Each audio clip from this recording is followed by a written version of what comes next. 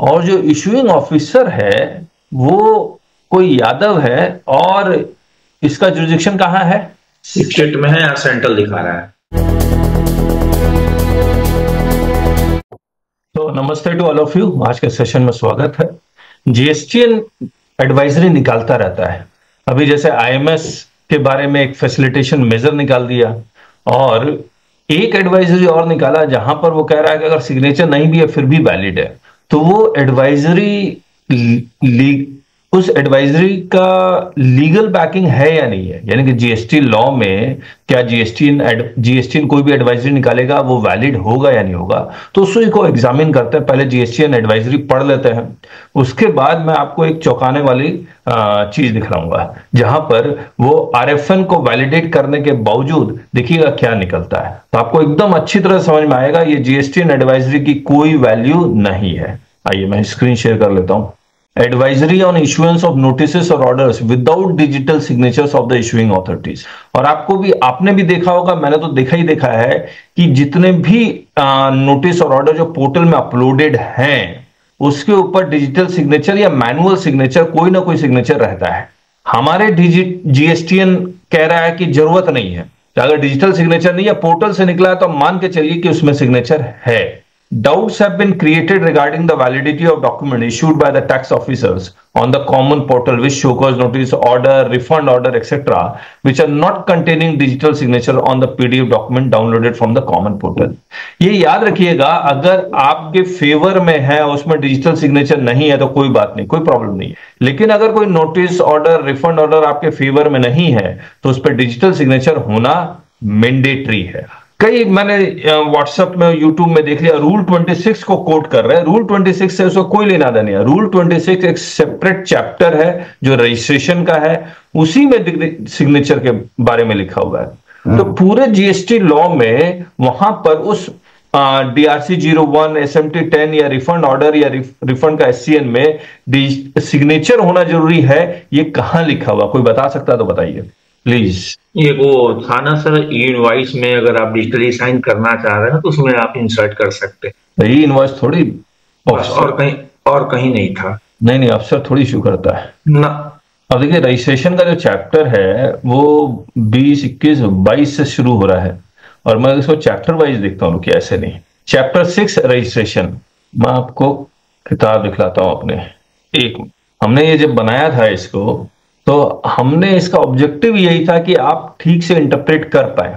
देखिए, चैप्टर 6 में रजिस्ट्रेशन है, उससे रिलेटेड सेक्शन 22 to 30 है, रूल्स है रूल 8 to 26, और फॉर्म है REG 1 to 31। उसी तरह से जब मैं रूल्स के चैप्टर में जाऊंगा तो रूल्स में चैप्टर 3 है रजिस्ट्रेशन का, जो एक्ट में है। आज लास्ट सेशन में देखिए, रूल बड़ा या एक्ट बड़ा? हमेशा एक्ट बड़ा। एक्ट बड़ा। और रजिस्ट्रेशन, आप देखिए, ये चैप्टर 6 उधर, ये चैप्टर 3 इधर, ये रूल 8 to 26, उसका रिलेवेंट सेक्शन लिख दिया, REG 1 to 31 लिख। अब अगर रूल 26 में पढ़ रहा हूं तो रूल 26 में जो भी लिखा हुआ है वो इसी चैप्टर 3 रजिस्ट्रेशन के बारे में लिखा हुआ है, जिसका रिलेटेड चैप्टर है चैप्टर 6। रूल 26 को आप कहीं और जाके इंटरप्रेट नहीं कर सकते कि रूल 26 मैं क्या करता हूं, उसको असेसमेंट और ऑडिट में इंटरप्रेट अप्लाई कर देता हूं, या फिर अपील्स एंड रिविजन्स में अप्लाई कर देता हूं, या फिर डिमांड एंड रिकवरी में जाके अप्लाई कर देता हूं ना। चैप्टर 3 में अगर कोई रूल है तो वहीं पर है। अब मैं रूल 26 दिखला देता हूं आप। Method of authentication, all applications, देख रहे हैं एप्लीकेशन कौन करता है? Including reply if any to the notices written including details of this और any other document required to be submitted, ये सिग्नेचर होगा। तो यानी कि कौन साइन कर रहा है? कौन साइन कर रहा है? टैक्सपेयर साइन कर रहा है। टैक्सपेयर के लिए कहा सिग्नेचर जरूरी है। प्रोवाइडेड दैट, ये सब कुछ और है digital signature. Provided further registered person, इसमें provided also that registered person, provided also that registered person, ये जो यहां तक है सब सेक्शन 1, सब में रजिस्टर्ड पर्सन यानी टैक्सपेयर के सिग्नेचर है। 2 में आइए, each document including the return furnish online shall be signed और verified through electronic verification code, यानी कि ये भी किसके लिए है? ये भी वही टैक्सपेयर है, ये भी टैक्सपेयर के लिए। 3rd आइए, all notices, certificates and order under the provisions of this chapter, this chapter मतलब registration chapter shall be issued electronically वगैरह वगैरह वगैरह कुछ लिखा हुआ है। अब मुझे एक बात बताइए, इसके अलावा मैं आपको फिर से बता रहा हूं, इसके अलावा shall be issued electronically by the proper officer or any other officer authorized to issue such notices or certificate order through digital signature certificate और थ्रू ही, यानी कि रजिस्ट्रेशन का जितने भी फॉर्म है REG 1 to 31 उसमें डिजिटल सिग्नेचर होना mandatory. इसमें कोई प्रोवाइजो नहीं है, याद रखिएगा, देयर इज नो प्रोवाइजो। और verified by any other mode of signature और verification as notified by the board in this behalf. अब जो एडवाइजरी आई है वो एडवाइजरी देखिए क्या कहता है, show cause notice, order of assessment, refund order etcetera. Show cause notice DRC 01 या DRC 07 या SMT 10 या रिफंड ऑर्डर RFD 05, ये सब चैप्टर 3 से रिलेटेड, रजिस्ट्रेशन से रिलेटेड नहीं है। अब मैं आपसे दोबारा पूछूंगा, सबसे ये एकदम एकदम सही है। दूसरी चीज सर, अगर इसकी वैलिडिटी होती तो इसको ये एडवाइजरी शब्द नहीं देंगे। अच्छा एक मिनट भैया, मैं आपसे फिर पूछ रहा हूं कि कहां GST लॉ में कहां लिखा हुआ है कि ये show cause notice, order of refund order sign हो? ये जितने फॉर्म है उसमें नीचे लिखा है सील एंड सिग्नेचर। बिल्कुल ठीक बोल, हर एक फॉर्म के नीचे लिखा। अब देखिए ये taxbykk.com में, मैं देखिए ये taxbykk.com का आपने अगर ऑब्जर्व किया या नहीं किया, GST लॉ जो बना है या उसमें जितने भी नोटिफिकेशंस ये सब आते हैं वो किसके रिकमेंडेशन से आते हैं? GST काउंसिल, फिर फाइनेंस एक्ट, उसके बाद टैक्स लॉ बन रहा है, उसी वे में इसको अरेंज भी किया गया है। अब मैं यहां आता हूं, कोई भी फॉर्म निकाल लीजिए, उसके नीचे सिग्नेचर है, डिमांड एंड रिकवरी निकालते हैं, ये DRC 01 निकालते हैं, सिग्नेचर है ना। कोई भी फॉर्म निकाल लीजिए, हर जगह सिग्नेचर लिखा हुआ है। ये कौन सा है? 1A सिग्नेचर, ये तो खैर टैक्स पेयर के लिए। तो एवरी फॉर्म हैज सिग्नेचर। अब बताइए, क्या फॉर्म में सिग्नेचर लिखने से क्या सिग्नेचर मैंडेटरी हो जाता है? लॉ में तो नहीं लिखा हुआ है। रजिस्ट्रेशन का फॉर्म देख लेते हैं सर, जो आपको रजिस्ट्रेशन सर्टिफिकेट मिलता है उसमें बिल्कुल डिजिटली साइन लिखा रहता है, सिग्नेचर रहता है, क्वेश्चन मार्क रहता है। यस, रजिस्ट्रेशन सर्टिफिकेट देख लेते हैं, 100% उसमें होता है, बाकी किसी में नहीं। अगर वो कह रहे हैं कि डिजिटली सिग्नेचर जरूरत नहीं है तो सर्टिफिकेट में देने की क्या जरूरत है? वो भी ब्लैंक कर दो, वो भी ब्लैंक कर दो, ये भी तो पोर्टल से आ रहा है। बिल्कुल, तो वहां क्यों आ रहा है, यहाँ क्यों नहीं आ रहा? बिल्कुल बिल्कुल ठीक, यहाँ कहाँ लिखा हुआ सिग्नेचर? जो सर्टिफिकेट इशू होता है ना, ये तो एप्लीकेशन है, ये गलत लिखा हुआ है। अब हम लोग को इसको ठीक करना पड़ेगा। REG 6 में 26 है, इसको ठीक करेंगे। तो REG 6 कहाँ डाल दिया? ऐसा करते हैं, CBSE में देख लेते हैं। REG 6 ये आ गया नीचे, सिग्नेचर, नेम सब कुछ है, इनके फोटोग्राफ, ठीक है। इसमें ई सिग्नेचर ये सब कुछ लिखा हुआ, सिर्फ सिग्नेचर लिखा हुआ, और सिग्नेचर गए यहाँ बकायदे बन के आता है। सही बात। अब मुझे एक बात मैं दोबारा पूछना चाह रहा हूं, बाकी DRC 01 ये सब में नहीं लिखा हुआ है, सिर्फ सिग्नेचर शब्द लिखा हुआ है, तो क्या वो मैंडेटरी फील्ड है या नहीं? सर, हमेशा वो मैंडेटरी रहेगा। देखिए, कोर्ट्स ने कुछ जजमेंट दिए हैं, जैसे हाई कोर्ट और सुप्रीम कोर्ट में अब आपके पोर्टल बन गए, उनके एक आर्डर सब कुछ देख सकते हैं। राजेश जी, मैं बता रहा हूँ, हाई कोर्ट का एक जजमेंट है जहां पर ये लिखा हुआ है कि गुवाहाटी का ऐसा है, एक बहुत सारा हाई कोर्ट का, अगर कोई चीज लिखी हुई है लॉ में और उसका कोई प्रोसीजर लिखा हुआ है, that procedure should be strictly followed.